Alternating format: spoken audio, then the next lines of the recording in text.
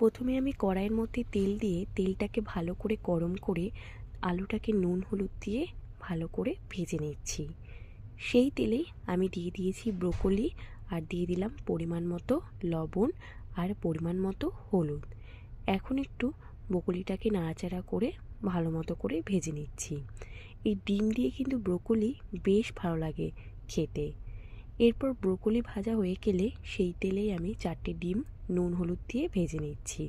আর এদিকে মিক্সিতে অল্প একটু কুচনো পেঁয়াজ, কাঁচা লঙ্কা, গোলমরিচ, আদা, রসুন এখন আমি এটাকে পেস্ট করে নেব।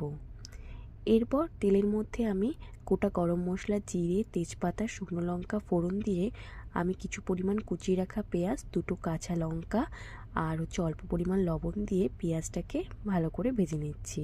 এই পেঁয়াজের মধ্যে না অল্প একটু লবণ দিলে পেঁয়াজটাও ভালো মতো ভাজা হয় আর নরমও হয়ে যায়।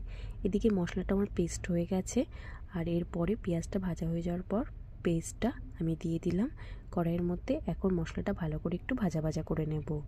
আর এদিকে আমি একটু অল্প পরিমাণ জিরের গুঁড়ো, ধনের গুঁড়ো, একটু লঙ্কার গুঁড়ো আর হলুদ একটু মিক্সিতে পেস্ট করে নিলাম।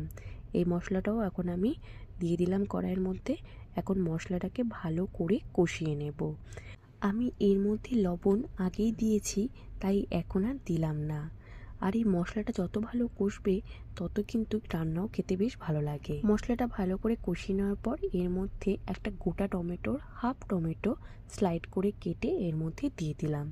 এখন টমেটো সহ মশলাটাকে আর একটু কষিয়ে নিচ্ছি। দেখো মশলাটা কিন্তু ভালো মতোই কষে গেছে আর কি সুন্দর তেলও ছেড়ে দিয়েছে। এখন ভেজে রাখা ব্রোকলি আর আলু এর মধ্যে দিয়ে দিলাম আর অল্প পরিমাণে একটু জলও দিয়ে দিলাম।